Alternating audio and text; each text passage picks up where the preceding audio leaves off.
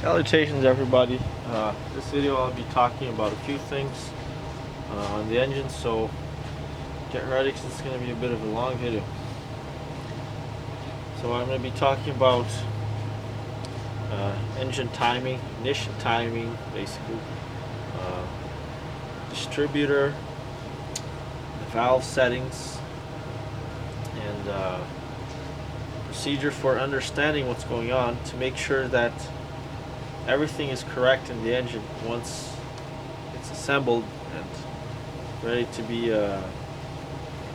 started for the first time. It's new birth. It was just rebuilt. So the first thing is you gotta, once you're doing the reinstalling, after you install the camshaft and the crankshaft and the chains, or rather the gears, you have to make sure that the chain is in the right place. So you have to check the manual for that. There's not really a way you can tell that just by looking at it or understanding it, because you can sort of know where the right place is, but just one tooth makes a huge difference. Give me 1 second, I'll be right back.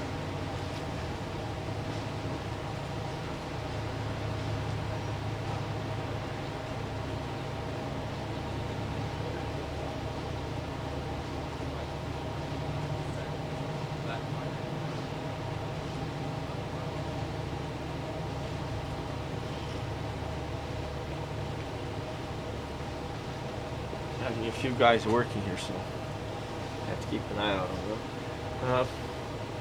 So once you get the chain right, it's hard to know exactly how it all fits together until it's assembled. But you have to keep in mind that when the piston, you gotta just take one piston and see what's happening to it and see if it makes sense. So usually that's piston number 1, and it's referred to as top dead center. That's like a common position for a common language. So when the piston, you really have to understand what's going on in the gasoline engine. So the piston is coming up. Let's start where it's coming up. It's at the bottom of the cylinder. It's coming up. It's compressing gasoline and air. At the very top, it explodes. So at the very top, that mixture of air and gasoline is compressed, then it explodes, and then the piston is pushed back down. And a few things are happening at the same time. So as the piston, going back from the beginning, as the piston is going up, there was exhaust gases in there from the previous explosion. So as it's going up, it's pushing those gases out, which means that the exhaust valve has to be open when the piston is at the bottom. So right there, that tells us a lot. Thinking of it in terms of crankshaft and camshaft, that means that when the crankshaft lobe, or rod lobe, or, well, not lobe, just the rod journal, sorry, I should say, when the rod journal is at the bottom, the camshaft lobe for the exhaust valve has to be at the top. So it is kind of confusing. You have to, well, not really confusing, but you just got to follow it step by step. So how do you determine the exhaust lobe on the camshaft? How do you determine that? Well, you have to take a look at the camshaft and then compare it to the rocker arm, or the rocker shaft, this whole thing here, and see which lobe goes where, and you can determine which is the exhaust valve, because it's bigger than the intake. So you have to start with the exhaust valve. You look for the biggest one if you're doing it in terms of the exhaust. You can do it through the intake as well, which I'll explain, but the idea is the same. So you look for the biggest one, and you see where it goes on the camshaft, and that's the exhaust valve, or the exhaust lobe, and you compare that to the crankshaft, and when the crankshaft journal is at the bottom, the exhaust lobe has to be at the top, pointing to the top, roughly. So that's basically how you understand, and you make sure that you got it right. And then, so that's for the exhaust. And then once the piston, so continue on with the process, how the engine works.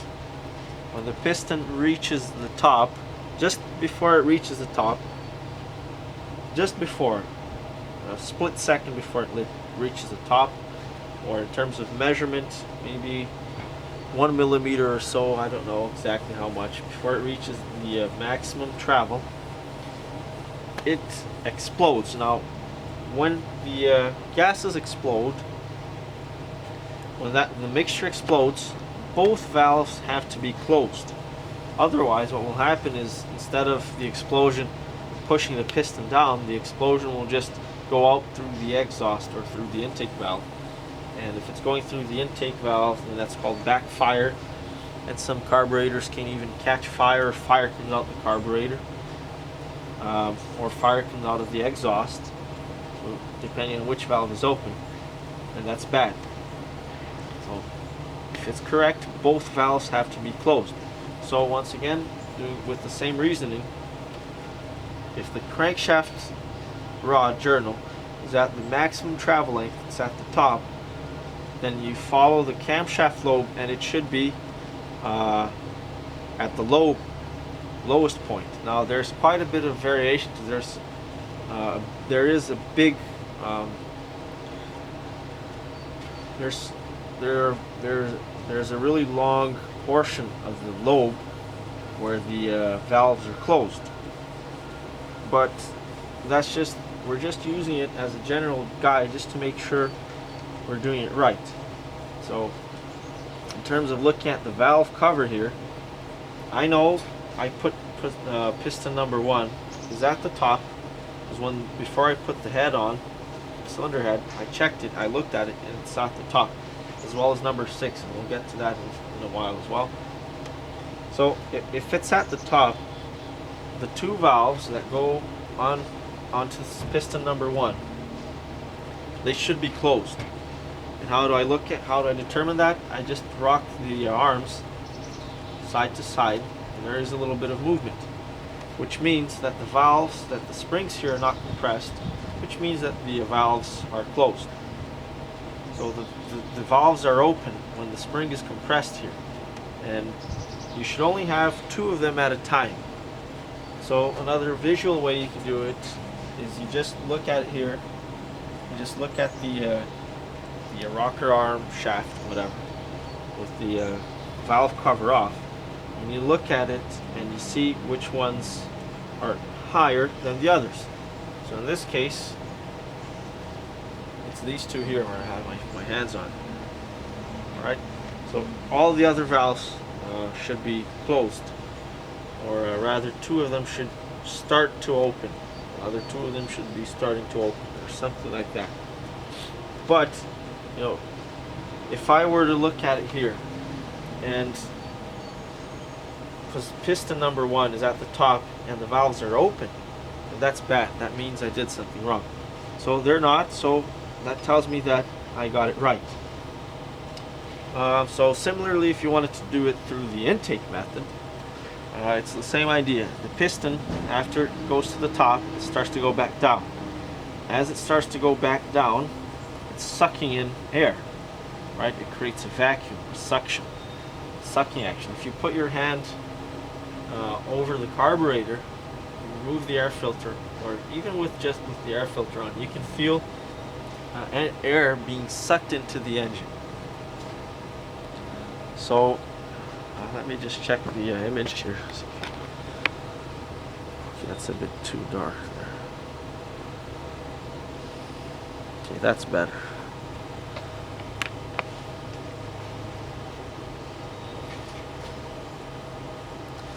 So as that is happening, as that's happening, that means that the intake valve has to be open. So if the piston is sort of midway travel, then that intake valve should be open. So once again, you compare the rod journal of the crankshaft to the lobe, and the intake lobe should be open, right? Or at least partially open. It should be somewhat open, right? And there's duration of these things, so it's not just like it's open and closed really quick. It's open for quite a long time, and similarly for the exhaust, it's open for the majority of duration of the cycle there. So that's why the intake, like the closed position on the valves, it's much quicker than the duration of the open cycle of the valves. So the exhaust valves remain open all the way on the upstroke of the piston, and similarly the intake valve remains open all the way on the downstroke of the piston. They're both closed only for a split second when explosion occurs. So that's why probably trying to determine the correct position through the closed valves is a little bit more difficult. But at least with all this in mind, you can understand and you can look at the engine and determine, just make sure you got everything right. And I'd really want to do that, because if this is maybe your first rebuild, or you're just a really careful person, you want to check. You just spent a lot of work and probably a lot of money rebuilding the engine. You want to make sure everything is correct and you haven't overlooked anything. So that's why you have to have all this in mind. So that's pretty much for checking. That's pretty much it for checking valves. Just making sure they're in the right spot. Now we can go into timing. So basically what's happening is this is the overhead valve engine, and you need to look at the manual for this next step, and you have to know exactly how much time before, or how many degrees of the rotation rather, before the piston reaches its maximum length that the explosion occurs. So this is called timing, right? So on the crankshaft vibration damper, there are a few marks here. You won't be able to see them on the camera, but this is the same for every car since the 30s. There are marks there. Some cars are different. They have different marks. Some of them have holes instead of like slots. Some of them, there's all sorts of different methods, but the idea is the same. And for the overhead valve engine, with the overdrive or standard transmission, the manual calls for 8 degrees before top dead center.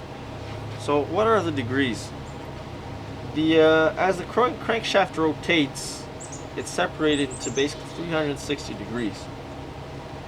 And remember, there has to be some space for those gases to compress. It's not at the very top. At the very top, everything is done already.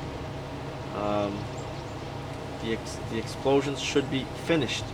So the explosion has to happen.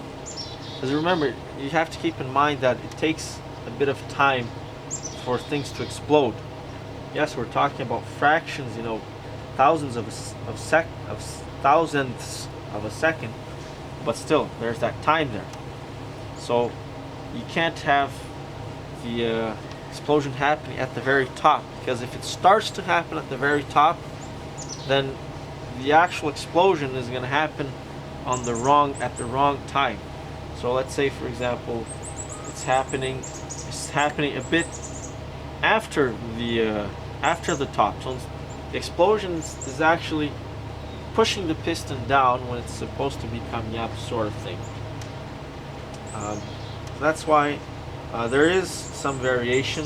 It's not like you're going to destroy the engine immediately by having the wrong timing, slightly off a few degrees, but it will cause problems further on in driving and such.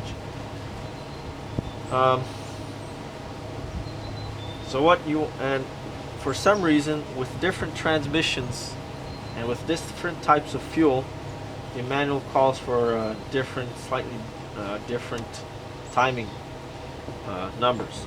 So it actually calls for 10 degrees before top dead center if you have the automatic transmission on the overhead valve engine, and it calls for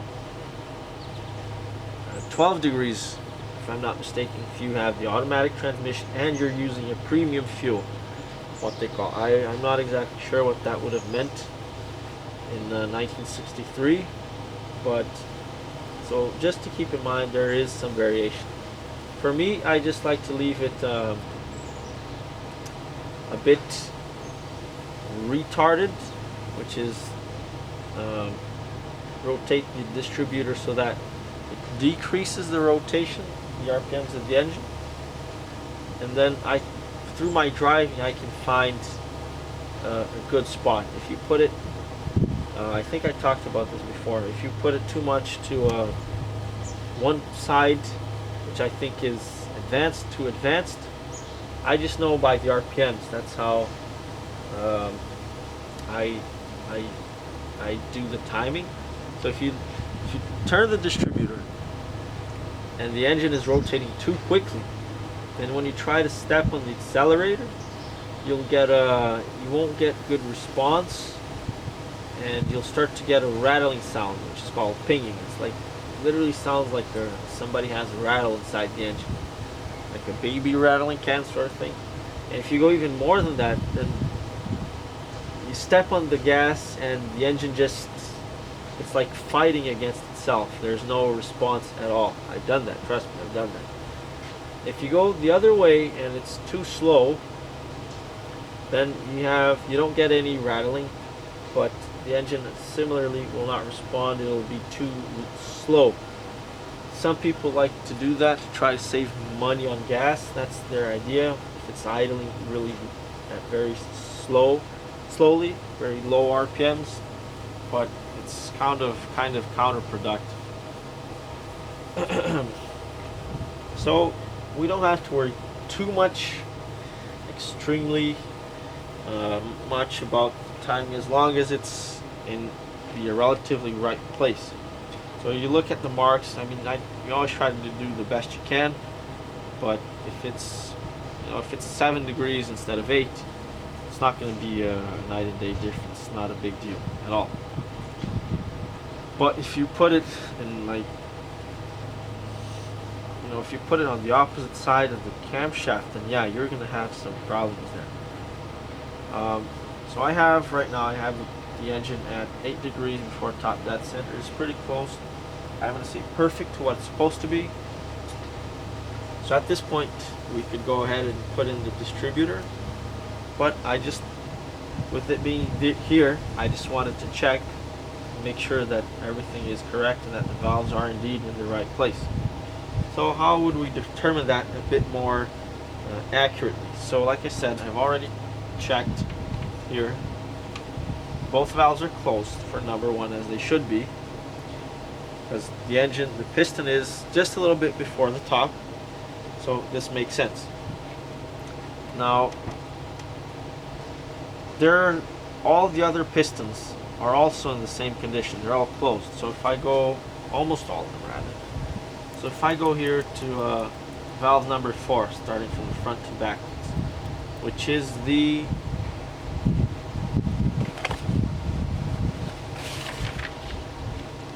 is the intake valve for number 2, and the manual actually has a little diagram showing which valves are which, but you can also determine it by looking at the location of the exhaust manifold. So wherever the hole is, the valves directly across it are going to be exhaust valves. So these two are exhaust valves, these two here are exhaust valves, and these two are exhaust valves. So you just look at the hole right across it, and they always try to do the shortest distance possible, right? So the exhaust holes are going to go from the valves, are going to go to the exhaust ports. So that's, and similarly for the intake, but here you cannot see the intake because it's covered by this manifold. If you could call it an intake manifold, it's just a flat plate basically. That shuts, that closes this off. But that's how you can determine it. Or you can, like I said, you can look at the manual. So exhaust for number 2 is open, and intake for number 2 is closed, and then intake for number 3 is open. Let me just make sure I'm saying that right. One are both closed. This is piston number 2. Exhaust is open. This is piston number 3. Intake is open. For number 4, intake and exhaust are closed. Number 5, intake is just about to open. And number 6, they're both kind of tight, but the exhaust is more so. The exhaust is just about to open.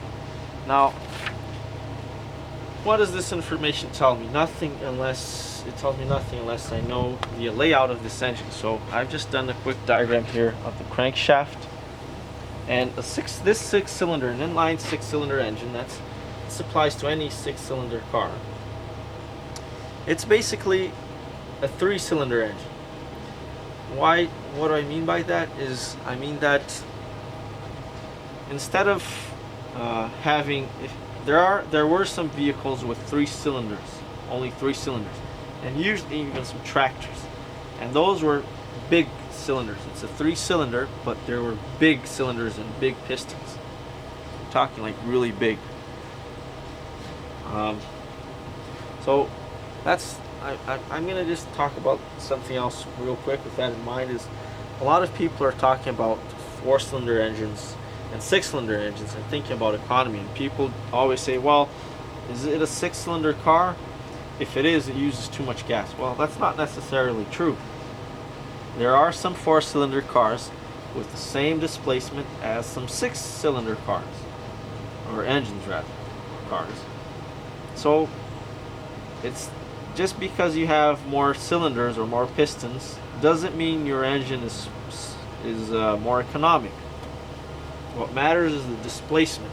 Displacement is how much volume of mixture the engine uses at a given time. So this is a 3.2 liter engine, which means basically, for you to have an idea what that means, if I took the cylinder head off and I put water and somehow closed the bottom of the if I somehow put all the pistons at the very bottom of the cylinder and I filled the cylinders with water, I'd have 3.2 liters of water or air, right? Depending on the. So that's sort of the idea. So there are some V6, small V6 engines that have a smaller displacement than an inline 6 engine. So that's another thing. People are always saying, oh, is it a V engine? It uses more gas. It's not necessarily true. So just keep that in mind. I just want to talk a bit about that. So, okay, now going back to the engine layout. What I'm trying to determine is how accurate is my timing here. So in this engine, an inline 6 engines, the 1 cylinders number 1 and 6 are together. And how can you determine that? By looking at the crankshaft as well. So in my case, I have another crankshaft, and I can just look at the rod journals, and they're at the same spots for 1 and 6, and then 2 and 4, 2 and 5, and then 3 and 4.